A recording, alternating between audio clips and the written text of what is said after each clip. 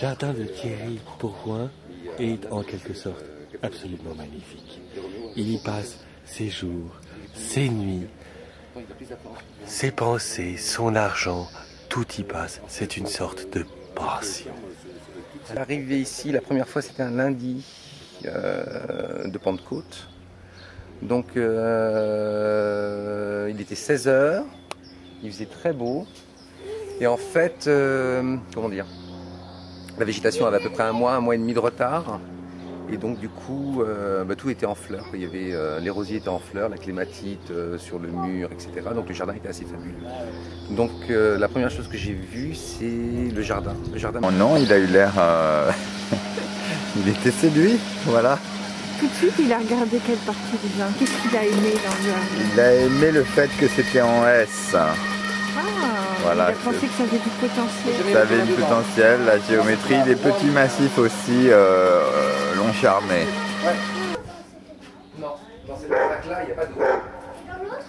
Dans l'autre non plus, il n'y a pas d'eau. Il y a de l'électricité, mais il n'y a pas d'eau.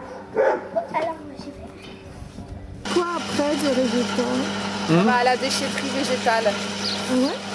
Ouais. Tu fais pas ton propre compost? Mais comme là, c'est des feuilles et du bois, c'est quand même plus long. En général, le compost, je le fais juste avec la pelouse, les épluchures végétales et puis l'herbe. Et ça met combien de temps? Un an. Une bonne année. Voilà, un an et demi. Beau? Ouais, c'est très très beau. Donc là, il a vraiment trop souffert. Il est froid, c'est couvert. Moi, j'ai beaucoup souffert. C'était un lieu de souffrance où je me suis fait beaucoup gronder, humilié, traité d'incapable. Mais finalement, je trouve que le résultat est à la hauteur des espérances. Et des souffrances que tu as endurées. Et des souffrances que j'ai endurées, car je ne suis pas totalement étranger à ce résultat. Ah, donc qu'est-ce que tu revendiques, par exemple, dans le jardin? J'ai enlevé ce petit pissenlit.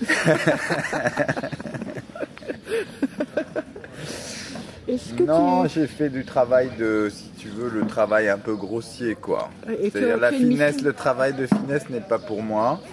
Le travail un peu de transport, de coupe, des choses un petit peu, tu vois, qui ne requièrent pas beaucoup de finesse, c'est pour moi. Est-ce que tu donnes des conseils quand même? Tu as un rôle de consultant ou...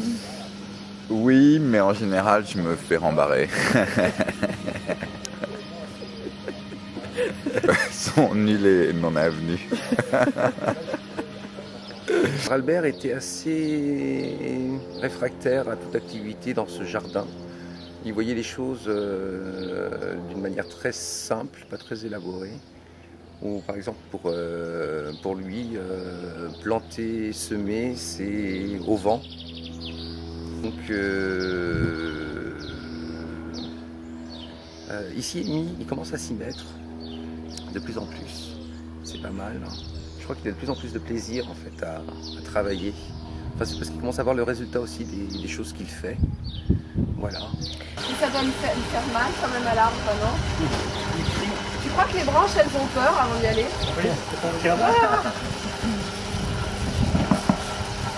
Albert, tu penses que je peux mettre ça au compost ou pas? Hein? Albert il fait les crottes. Les petites branches. C'est quoi? Ça c'est des jonquilles? Ça c'est des jonquilles. On les a pas plantés ensemble ces jonquilles. Si. On les a plantés ensemble. Nous avons planté ces jonquilles au mois de... en novembre. C'était quand même tard. C'est pour ça en fait que là la floraison est un petit peu tardive. Normalement elles auraient déjà dû fleurir il y a environ un mois. Bon, un magnolia magnifique. Un magnolia dit Magnolus grandus. Comme vous pouvez constater, qui va bientôt éclore. Ici, nous avons Thierry Bourgoin, qui ne manque jamais une occasion de se montrer dans son plus bel atout. Le grattant, voilà. Au minimum 70 ans. Et il est menacé d'extinction. C'est-à-dire que si effectivement on le coupait, si on l'élaguait, d'après le jardinier, effectivement je pense que ce serait signé sa fin. Donc pour le moment on le laisse en place, hein, parce qu'il est quand même assez majestueux.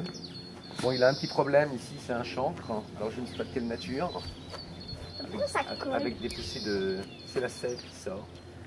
Voilà, donc je l'ai traité avec du cuivre et du zinc dessus. Alors là, on va planter des aubriettes bleues, qui sont ces petites fleurs qui fleurissent à partir d'avril jusqu'en septembre-octobre.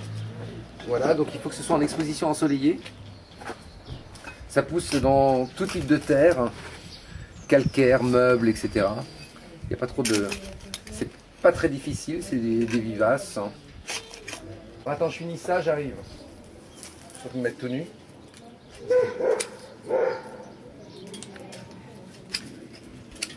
Les plantes apprécient en fait quand on est à poil pour s'occuper d'elles.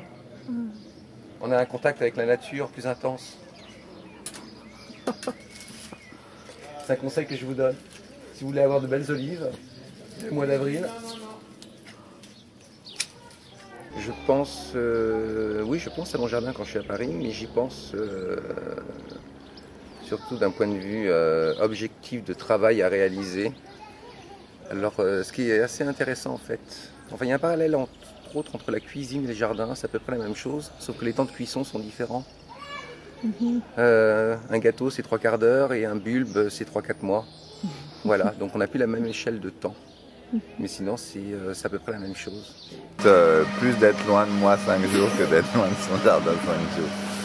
Je pense aux feuilles qui souffrent des maladies, aux fleurs qui ne sont pas assez arrosées, ils pensent aux engrais qui ne sont pas, qui n'ont pas été déversés, enfin bon. Oui, voilà, c'est un pieris, c'est des pieris du Japon, les fleurs du massif, du milieu.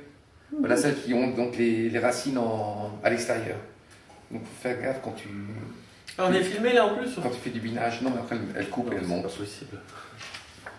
Rappelle-moi comment il s'appelle parce que j'avais pas filmé quand je t'ai posé la question. Livre, je crois, et puis non, son instinct, c'est un peu comme la cuisine, hein. Tu sais pas très bien. Il y a un truc subliminal qui est... Voilà. Donc on a remplacé en fait les 2 pruniers par des abricotiers. Et c'est un massif inspiré par Mère Teresa, c'est-à-dire que les couleurs des végétaux ce sont des fleurs que bleues et blanches. Ouais. Degarde, c'était une nonne, donc elle vivait dans un cloître, et dans le cloître il y avait un jardin de plantes médicinales avec lesquelles on se soignait et se nourrissait. Et toute une tradition bénédictine qui disait qu'on connaissait les vertus des plantes.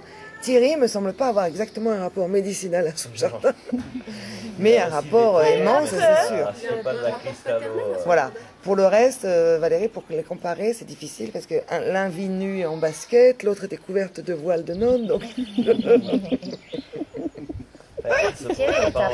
Même les climats, voilà, diffèrent. Elle vivait où, Hildegarde? Elle vivait au bord du Rhin. Mais ils ont tous les deux un rapport mystique à leur jardin. Voilà, c'est ça. Au créateur, quelque part.